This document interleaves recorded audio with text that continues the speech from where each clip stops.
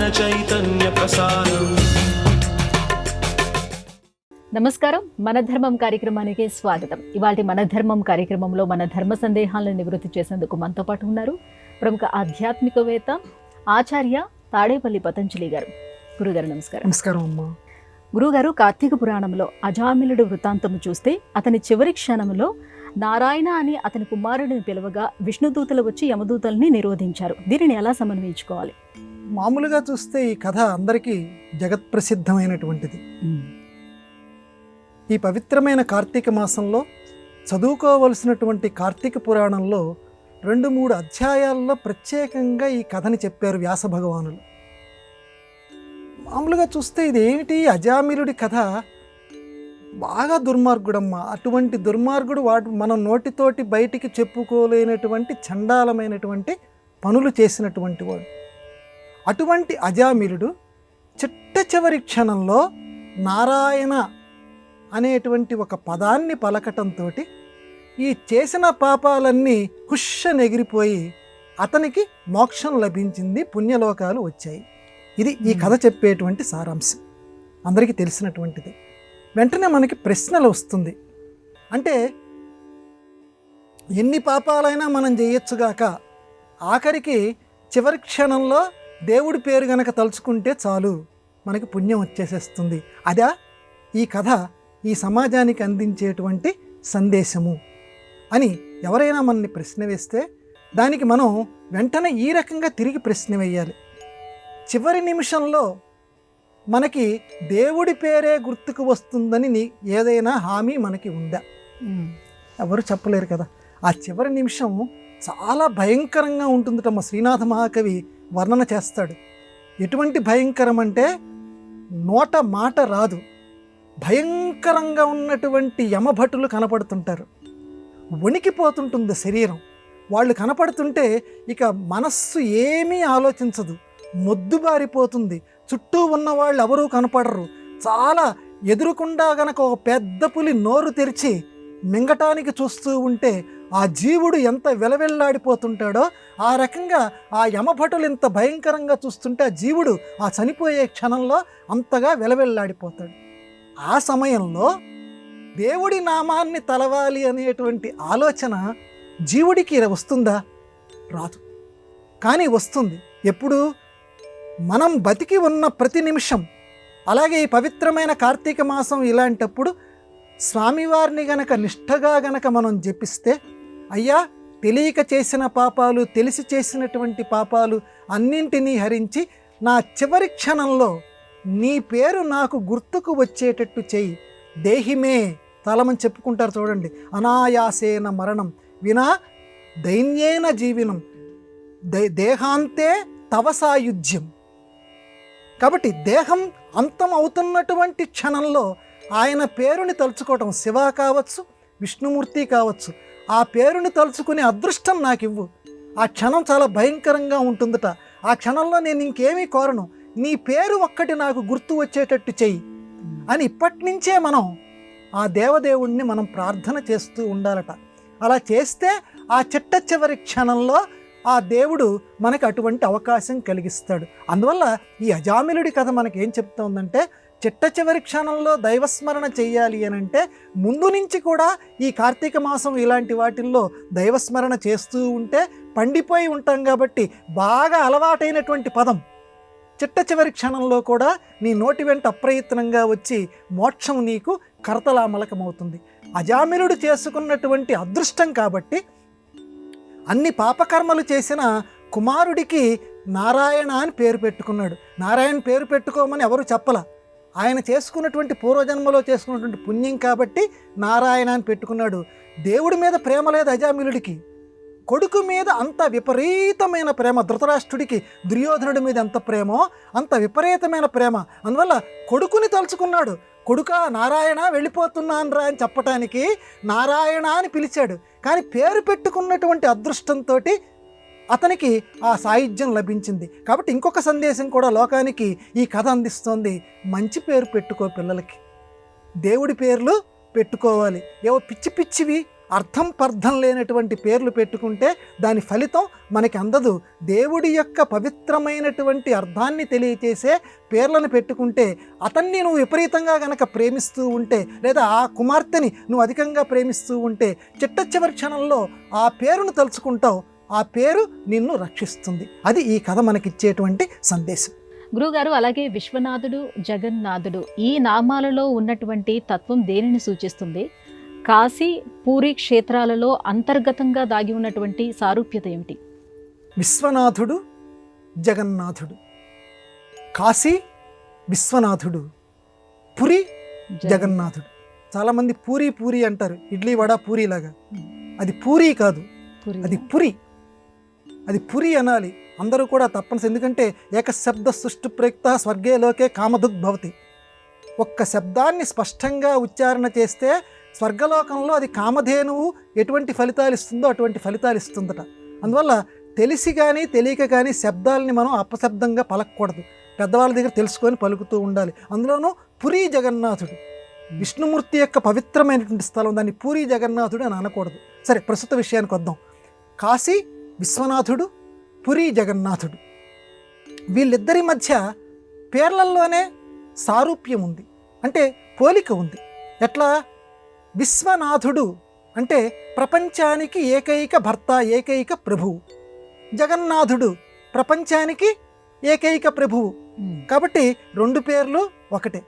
కాబట్టి జగన్నాథుడన్నా విశ్వనాథుడన్నా ఒకటే, అంటే శివుడన్నా విష్ణువన్నా ఒకటే. అంటే ప్రతి అంశంలోనూ సంప్రదాయం ఎంత చక్కగా ప్రబోధం చేస్తుందో చూడండి. అటు శివుణ్ణి విష్ణువుని వేరువేరు కింద చూడకండి, ఇద్దరి పేర్లు ఇవిగో చూడండి. ఆయన జగన్నాథుడు, ఈయన విశ్వనాథుడు, ఇద్దరికీ ఉన్నటువంటి పేర్లు ఒకటే, ఇద్దరూ ఒక్కటే అని చెప్తోంది. కాబట్టి ఇక క్షేత్రాల దగ్గరికి వచ్చేసరికి ఈ కాశీ క్షేత్రం ప్రళయంలో అన్ని నగరాలు నశించిపోయిన చిట్ట చివర మాత్రం నశించకుండా ఉండేటువంటి, ప్రళయకాలంలో కూడా నశించకుండా ఉండేటువంటి ఏకైక నగరం కాశీనగరం. అంత గొప్పది కాశీనగరం. ఎందుకంటే అక్కడ చనిపోయినటువంటి వారికి శివుడు చెవిలోకి వచ్చి మళ్ళీ పుట్టుక లేకుండా చనిపోయే క్షణంలో చక్కగా తారక మంత్రాన్ని శివుడు తనంతట తాను వచ్చి ఉపదేశం చేస్తాడట. అమ్మలగన్నయమ్మ ముగురమ్మల మూలపుటమ్మ. ఆ తల్లి ఆ చనిపోయే క్షణంలో ఇందాక నేను పేర్కొన్నట్లుగా ఒళ్ళంతా కూడా చెమట్లు కమ్ముతుంటాయి, యమభటులు కనిపిస్తూ ఉంటారు. ఆ సమయంలో నాన్న ఏం భయం లేదు, నువ్వు కాశీలో సెలవు తీసుకోబోతున్నావురా అని చెప్పి తన చీర కొంగుతోటి, శ్రీనాథ మహాకవి వర్ణిస్తాడు కాశీఖండంలో, తన చీర కొంగుతోటి ఇలా విసురుతుందట చనిపోయేవాడికి. చెమట్లు అంటే విసనకర్ర పెట్టి ఏ రకంగా విసురుతారో ఆ తల్లి, నీకేం భయం లేదు నాన్న, నా భర్త నీకు ఉపదేశం చేస్తున్నాడు, ఇదిగో నీకు చెమట్లు పట్టకుండా తల్లిని నేను నిన్ను కాపాడుతున్నానని చెప్పి చీర కొంగుతోటి చెమట్లు పట్టకుండా ఇలా విసురుతుందట. అటువంటి పవిత్రమైనటువంటి క్షేత్రం కాశీ నగరం. అందుకే కాశీలోనే చనిపోవాలి అని చెప్పి చాలామంది అనుకుంటూ ఉంటుంటారు. ఇక పురి వచ్చేసరికి ఈ పురి జగన్నాథుడు, ఈ పురి కూడా అంతటి విశిష్టమైనటువంటి క్షేత్రం. కాశీ ఎంత గొప్పదో పురిలో కూడా అనుబంధాలు శాశ్వతంగా నిలబడటానికి అనుగ్రహం చూపేటువంటి పవిత్రమైనటువంటి క్షేత్రం. అక్కడ మోక్షగామి, ఇక్కడ అనుబంధగామి ఈ పురి క్షేత్రం. అనుబంధాలంటే ఏంటి? ఎక్కడా కూడా ఏ క్షేత్రంలో కూడా అన్నదమ్ములు చెల్లెళ్ళు ఒకచోట కొలువైనటువంటి క్షేత్రం, ఒకచోట పూజలు అందుకునేటువంటి క్షేత్రం ఒక్క పురి క్షేత్రం తప్పించి మీకు ఇంకొక క్షేత్రం ఎక్కడా కనిపించదు. అన్న పక్కన చెల్లెలు, తమ్ముడు, ఇలా ముగ్గురు కొలువైనటువంటి క్షేత్రం మీకు ఎక్కడైనా చూపించండి. కానీ కేవలం పురిలోనే, ఆ పురి క్షేత్రంలోనే, ఆ జగన్నాథ క్షేత్రంలోనే మనకు కనపడుతుంది. కాబట్టి అనుబంధ విషయకంగా ఈ రెండు పురాలకి, అక్కడ తల్లి అనుబంధం, ఇక్కడ అన్నదమ్ముల అనుబంధం, తండ్రి అనుబంధం, ఇక్కడ తండ్రి అనుబంధం. కాబట్టి అనుబంధాలుగా ఈ రెండు క్షేత్రాలు సాదృశ్యాలు కలిగి ఉన్నాయని పెద్దలు చెప్పారు. గురుగారు, సనందుడు అనే యువకుడు లక్ష్మీ నరసింహ మహామంత్ర సిద్ధి పొందిన తర్వాత కూడా శంకరాచార్యుల వద్దకు ఎందుకు వచ్చారు మళ్ళీ? అలా మన సనాతన సంప్రదాయంలో కొన్ని విషయాలు ఆలోచించిన కొద్దీ ఏకం ఆపాత మధురం అన్యద ఆలోచనామృతము అన్నారు. సంగీతము, సాహిత్యము ఈ రెండింటిని గురించి చెప్తూ ఏకం ఆపాత మధురం. సంగీతం ఇక దాని గురించి ఆలోచించనక్కర్లా. ఎవరైనా చక్కగా పాడుతూ ఉంటే ఆపాత మధురం, నిలువెల్లా మధురంగా ఉంటుంది వింటుంటే. ఇక సాహిత్యంకి వచ్చేసరికి ఆలోచన అమృతం. వాళ్ళు చెప్పిన దాన్ని కొంచెం ఆలోచించిన తర్వాత అప్పుడు నాలిక మీద తేనె బొట్టు పడినట్లుగా అబ్బబ్బబ్బబ్బా ఇంత అర్థం ఉందా వాక్యంలో అని ఆనందపడిపోతాం. కొంచెం ఆలోచన చెయ్యాలి. ఆలోచన చేసిన తర్వాత వచ్చేటువంటి అమృతమే గొప్పది. కానీ అరటిపండు ఒలిచినట్టు చెప్తే అప్పటికి ఆనందిస్తాం, కానీ మనంతట మనం చేస్తే ఎవరైనా చాలా ఆనందంగా ఉంటుంది కదా. సరే, ఆ రకంగా ఇక్కడ సనందుడు అనేటువంటి అతను శంకరాచార్యుల వారి దగ్గరికి రాబోయే మునిపే మంత్రసిద్ధి ఉన్నటువంటి వ్యక్తి. ఎవరి దగ్గర మామూలు గురువు కాదు, నరసింహస్వామి అనేటువంటి జగద్గురువు, ప్రపంచంకెల్లా గురువు అయిన అటువంటి నరసింహస్వామి దగ్గర మంత్రసిద్ధి పొందినటువంటి వాడు. అటువంటి వ్యక్తి శంకరాచార్యుల వారి దగ్గరికి మళ్ళీ సిద్ధి పొందడానికి ఎందుకు వచ్చాడు, మళ్ళీ ఉపదేశం పొందడానికి ఎందుకు వచ్చాడు? ఇది మన ప్రశ్న. అంటే ఒక దేవుడి దగ్గర నుంచి ఒక మంత్రసిద్ధిని పొందినటువంటి వ్యక్తి మళ్ళీ లోకంలో ఇలా ఎందుకు వచ్చారంటే లోకాచారాన్ని నిలపటం కోసము. ఇది మనం బాగా గమనించాలి. కృష్ణుడు విశ్వగురువు, జగద్గురువు అంటారు. జగద్గురువు అనేటువంటి పదం శ్రీకృష్ణ పరమాత్మకి మాత్రమే చెల్లుతుంది, శంకరాచార్యుల వారికి మాత్రమే చెల్లుతుంది. జగద్గురువు అయినటువంటి శ్రీకృష్ణుడు వేరొకరి దగ్గర పాఠాలు నేర్చుకోవాల్సినటువంటి పని లేదు. కానీ శ్రీకృష్ణావతారం ఎత్తినప్పుడు తాను కూడా సాందీపని అనేటువంటి గురువు గారి దగ్గర చదువు నేర్చుకున్నాడు. ఎందుకండి, అన్ని మహిమలు చూపించాడు కదా. ఒక గురువు దగ్గరికి వెళ్ళి చదువు నేర్చుకోవాల్సిన అవసరం ఏముంది? ఆ గురుకుల వాస క్లిష్టతని ఆయన ఎందుకు అనుభవించాడు? లోకం కోసం. పెద్దవాడిని, లోకంలోకెల్లా మహిమోపేతుణ్ణి, భగవంతుణ్ణి అయినటువంటి నేనే లోకంలో ఒక గురు శిష్యుల యొక్క ఒక ఆచారాన్ని చెడగొట్టదలుచుకోలేదు. గురువు నుంచి మాత్రమే ప్రతి వాళ్ళు విద్యని పొందాలి. భగవంతుడైనా సరే గురువు నుంచి మాత్రమే విద్యని పొందాలి. ఆ సంప్రదాయాన్ని చెడగొట్టకూడదు అని లోకానికి చాటడం కోసం శ్రీకృష్ణ పరమాత్మ సాందీపని దగ్గరే విద్యాభ్యాసం చేశాడు. ఇక్కడికి వద్దాం. సాందీపని కూడా, ఇక్కడ సనందుడు కూడా అంతే. మంత్రసిద్ధి పొంది ఉండొచ్చుగాక, కానీ ఒక గురువుగా ఆయన చెప్పలేదు పాఠం. ఇక్కడ ఒక గురువుని ఆశ్రయించాలి, ఆ గురుకుల వాసంలో ఉండే క్లిష్టతను అనుభవించాలి. గురువు ఏం చెప్తాడో దాన్ని ఉపదేశాన్ని స్వీకరించాలి. కొన్ని రోజులు స్వీకరిస్తేనే అది వంట పడుతుంది. అందువల్ల దైవదత్తమైన విద్యను అలా అట్టే పెట్టండి, దానితో పాటుగా లోకంలో ఉండే ఆచారాన్ని నిలబెట్టాలి ప్రతి వాళ్ళు. అందుకే ఈ పవిత్రమైన కార్తీక మాసంలో అందరికీ మనం విజ్ఞప్తి చేద్దాం. లోకంలో ఉండే సదాచారాలు కొన్ని ఉంటాయి, వాటిని అందరం కూడా చేసినా ఏమిట్లే, చేయకపోయినా ఏమిట్లేదు కాకుండా చెయ్యటానికే ప్రయత్నించాలి. ఏ ఒక్కరి కథ తీసుకున్నా ఈ సందర్భాన్ని నిలబెట్టడానికే ప్రయత్నం చేశారు, ఈ సంప్రదాయాన్ని నిలబెట్టడానికే చేశారు. నిజంగా మంత్రసిద్ధి పొందినటువంటి ఆయన శంకరాచార్యుల వారి దగ్గరికి వచ్చి మళ్ళీ శిష్యుడు కావాల్సిన అవసరం లేదు, కానీ లోకంలో గురు శిష్య సంబంధం నిలబెట్టాలి కాబట్టి వచ్చారు. అందువల్ల సంప్రదాయాన్ని నిలబెట్టడమే ఆయన ఇక్కడికి రావటంలో ఉన్నటువంటి పరమమైనటువంటి ఉద్దేశ్యం. కాబట్టి అందరూ కూడా సంప్రదాయాన్ని నిలబెట్టే కృషిలో విజయం పొందెదరు గాక. గురువుగారు, భగవద్గీతలో ప్రసిద్ధమైన యోగక్షేమం వహామ్యహం అనే శ్లోకం యొక్క అర్థం ఏంటో తెలియజేస్తారా? ఏముందండి ఇందులో? అనన్యాశ్చింతయంతో మాం యోజన పర్యుపాసతే తేషాం నిత్యాభియుక్తానాం యోగక్షేమం వహామ్యహం. చాలా ప్రసిద్ధమైనటువంటి శ్లోకం అండి. ఇది తెలియనటువంటి వాళ్ళు ఎవరు ఉంటారండి? దాంట్లో ప్రత్యేకంగా అర్థం ఏముందనంటే, ఒక రాజుగారి దగ్గరికి ఇలాగే వెళ్ళేట ఒక పండితుడు. మొత్తం నాకు వ్యాకరణం బాగా చదువుకున్నాను, నిఘంటువులు బాగా తిరిగేశాను, అన్నీ నాకు వచ్చు కదా అనుకొని, ఆ రాజుగారికి పాపం ఏమీ తెలియదు అనుకొని ఈ పండితుల వారు ఈ శ్లోకం చెప్పడం మొదలుపెట్టాడు. అనన్యాశ్చింతయంతో మామని చెప్పి ఎవరిని తలుచుకోకుండా కేవలం నన్ను మాత్రమే శరణు వేడితే వాళ్ళ యోగక్షేమాలన్నీ కూడా, అంటే వాళ్ళకి ఎటువంటి కష్ట నష్టాలు ఏవి రాకుండా నేను కాపాడుతాను. అది దాని అర్థం. అది మీకు ఈ శ్లోకం అర్థం కాలేదండి అన్నారు రాజుగారు. ఈయన పాపం, ఇంత పండితుడిని నేను, నాకు శ్లోకం అర్థం కాలేదంటారా మీరు అని చెప్పి, కొంచెం ఎలాగైనా పాండిత్యం ఉన్నటువంటి వాళ్ళకి ఏంటంటే కొంచెం లోపల అహంభావం ఉంటుంది.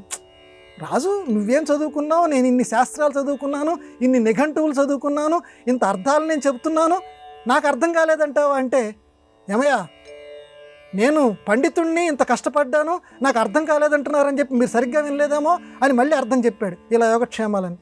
కాదండి, మీకు అర్థం కాలేదు, వెళ్ళిరండి అన్నారు. ఇంకేమంటాడు? ఇంటికి వచ్చాడు, చిట్టమట్టలాడిపోతున్నాడు. ఇంట్లో భార్య ఉంది పాపం. ఏంటండి అలా ఉన్నారు? ఆ రాజు చూసావా, ఇన్ని శాస్త్రాలు చదువుకొని వచ్చినాను నేను, ఆ మాత్రం పదానికి అర్థం నాకు తెలియదా, చెప్తూ ఉంటే నాకు అర్థం కాలేదంటాడు ఏంటి ఆ శ్లోకం అని భార్యతో అన్నాడు. ఆవిడ చిరునవ్వుతోటి మీకు అర్థం కాలేదండి అని. ఓర్ని అక్కడ రాజు ఏంటంటే అది ఇదివరకటి రోజుల్లో అంటే ఇప్పుడు కూడా ఉన్నారనుకోండి, భార్య అంటే ఆవిడకంటే కూడా నాకెక్కువ తెలుసు అనేటువంటి ఒక పురుషాధిక్యం ఉంటుంది కదా. నువ్వు కూడా చెప్పొచ్చేదానివేనా నాకు, అంటే రాజు చెప్తే పర్లేదు, నువ్వు కూడా చెప్పొచ్చేదానివేనా నాకు, ఇన్ని శాస్త్రాలు చదువుకున్నాను నేను, అర్థం కాలేదండి, మీకు అర్థం కాలేదు కాదండి. పాపం చాలా ఆవిడ చాలా ప్రేమమయి, నిజంగా స్త్రీలు చాలా త్యాగమయులు, ప్రేమమయులు. ఈయన ఈ రకంగా అవమానపరచాలని చూసినా నిజంగానే మీకు అర్థం కాలేదండి, ఎలా చెప్తున్నావు నువ్వు అని. ఏమి లేదండి, ఆ శ్లోకం అర్థం ఏమిటి, ఎవ్వరినీ తలుచుకోకుండా ఎవ్వరినీ ఆశ్రయించకుండా నన్నే ఎవరు ఆశ్రయిస్తారో వాళ్ళ యొక్క యోగక్షేమాలన్నీ కూడా నేను చూసుకుంటాను. ఇది మీరు చెప్పిన అర్థమే కదా. అవును, మరి ఎవ్వరినీ ఆశ్రయించకుండా అనుంది, మీరు రాజుగారి దగ్గరికి వెళ్ళి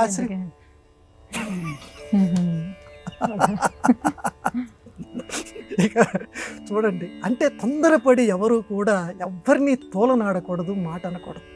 అప్పటికి ఈయనకి కనువిప్పయింది. ఇప్పుడు వెంటనే కొద్దిసేపు అయిన తర్వాత రాజుగారు అసలు సంగతి ఆయనకి తెలుసు కదా, రండి సభకని పిలిచాడు. నేను ఏ రాజు దగ్గరికి రానవసరం లేదు, అన్నీ ఆయనే చూసుకుంటాడు, ఆయన ఒక్కరినే నేను ఆశ్రయించుకుంటానని చెప్పి భార్యని క్షమాపణ అడిగితే, అప్పుడు రాజుగారికి వెళ్ళి ఈ భటులు వెళ్ళి ఈ విషయం చెప్తే రాజుగారే స్వయంగా కదిలి వచ్చి, ఇప్పుడు నిజంగా మీకు ఈ శ్లోకం యొక్క అర్థం తెలిసిందని చెప్పి ఆయన ఇవ్వాల్సిన కానుకలు అవి ఇచ్చేసి వెళ్ళాడు అనుకోండి. కానీ అంటే ఇక్కడ మనకి చెప్పే సందేశం ఏంటంటే, ప్రతి శ్లోకాన్ని కూడా వంట పట్టించుకోవటం అంటారు. అర్థంతో పాటుగా ఆ అర్థం లోపల ఉన్న పరమార్థం ప్రతి వాళ్ళని కూడా తెలుసుకోవాలి, నిజంగానే అలా ఆశ్రయించగలగాలి, నమ్మకం ఉంచగలగాలి. నమ్మకం ఉంచగలిగితే వైద్యుడిచ్చినటువంటి చిన్న బిళ్ళ గొప్ప రోగాన్ని కూడా పోగొడుతుంది. నమ్మకం చాలా ప్రధానం. దేవుడు నన్ను అలా ఆశ్రయించమంటున్నాడు, అలా ఆశ్రయించితే తప్పకుండా ఆయన యోగక్షేమాలు చూస్తాడు. ఇది ఇందులో ఉన్న ఈ పవిత్రమైన కార్తీక మాసంలో మనం నేర్చుకోవాల్సిన సందేశం. గురువుగారు, త్రయోదశి నాడు గురువు శిష్యులకు పాఠం చెప్పకూడదని ఒక సంప్రదాయం ఉంది. ఈ సంప్రదాయం ఏ రకంగా వచ్చింది, ఇది రావటానికి కారణమైనటువంటి ఋషి ఎవరు? అనధ్యయన దినము అంటారు. అనధ్యయనము అని అంటే చదవకూడనటువంటి రోజులు.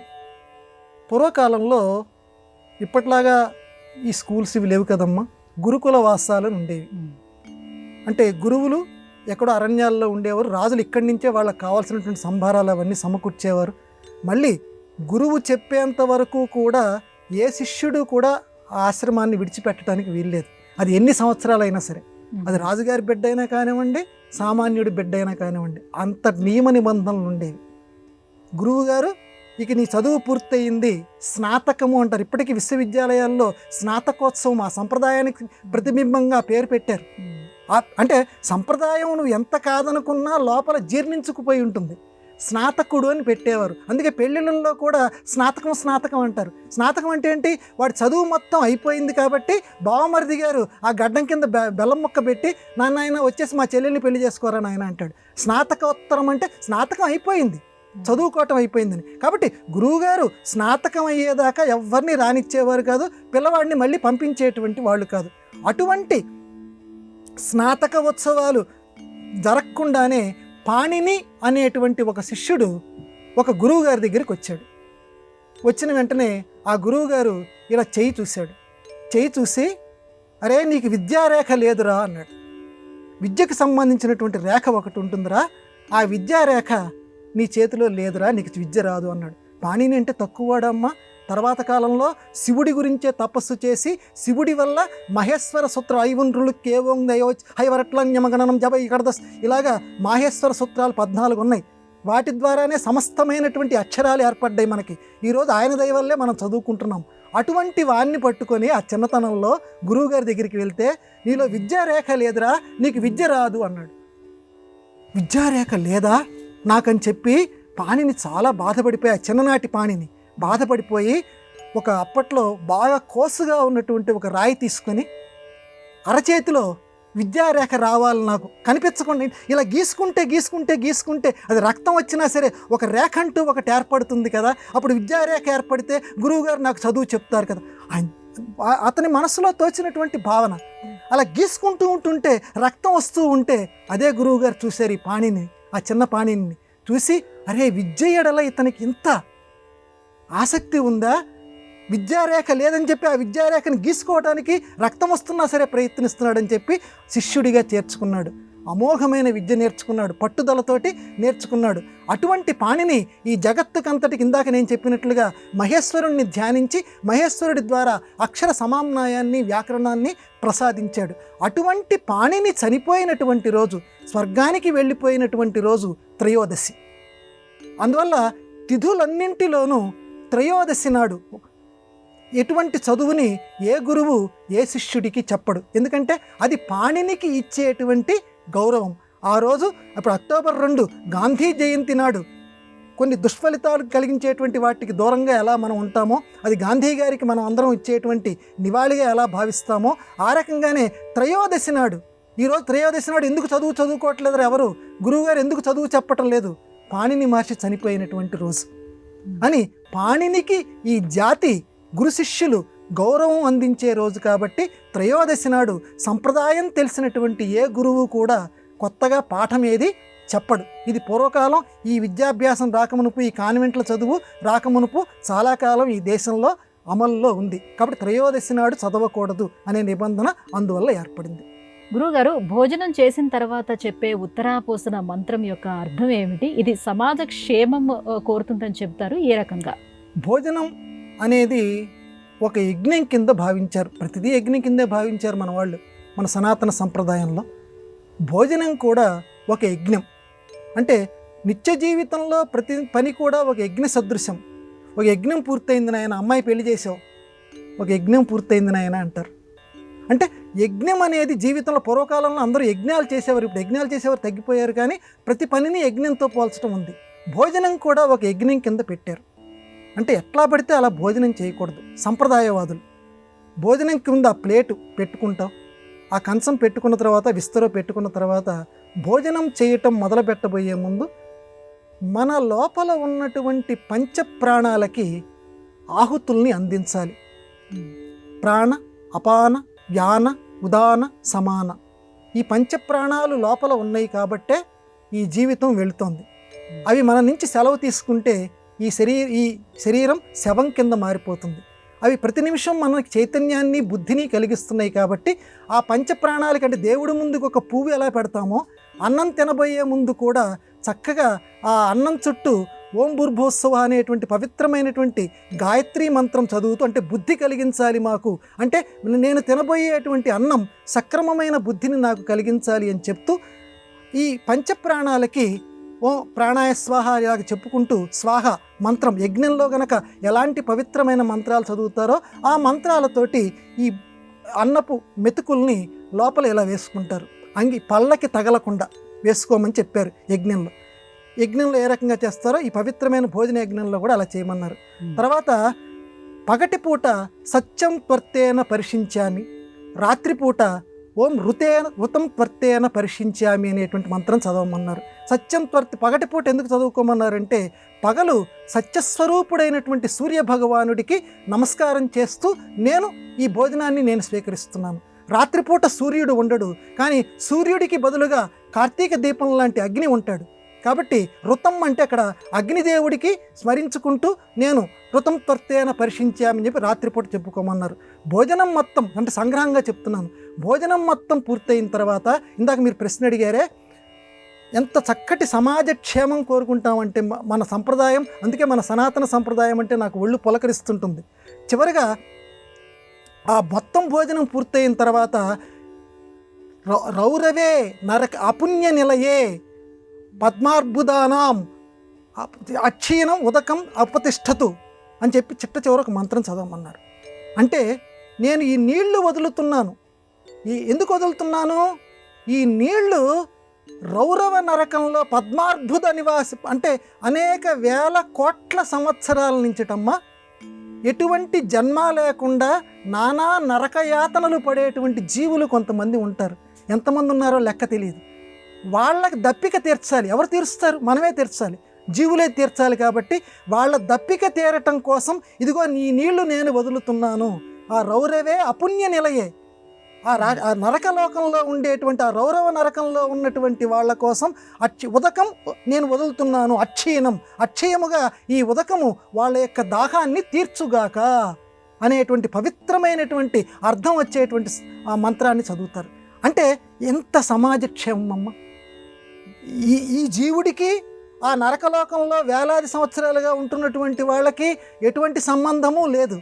కానీ సంప్రదాయం తెలిసినటువంటి ప్రతివారు కూడా ఇప్పుడు నేను మొత్తం మంత్రం నేను చదవలేదు, అక్కడక్కడ పదాలు చదివాను, ఎందుకంటే మంత్రాలు బహిరంగంగా ఉచ్చరించకూడదు కనుక.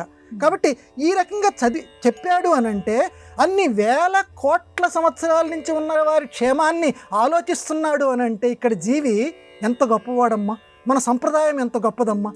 అతనికి సంబంధం లేకపోయినా వాళ్ళకి మేలు చేకూర్చాలి అనుకుంటున్నాడు. ఇది మన సంప్రదాయంలో ఉన్నటువంటి గొప్పతనం. అందుకే మన సంప్రదాయానికి జోహార్. గురుగారు, ఇవాళ మన ధర్మం కార్యక్రమంలో మాకు వచ్చినటువంటి ఈ సందేహాలన్నీ కూడా నివృత్తి చేసినందుకు ధన్యవాదాలు. నమస్కారం అమ్మా. ఇది ఇవాళ మన ధర్మం కార్యక్రమం. రేపటి మన ధర్మం కార్యక్రమంలో మళ్ళీ కలుసుకుందాం. నమస్కారం. ఈ కార్యక్రమాన్ని తిరిగి చూడాలనుకుంటే www.youtube.com/ETV Life Spiritual లో చూడవచ్చు.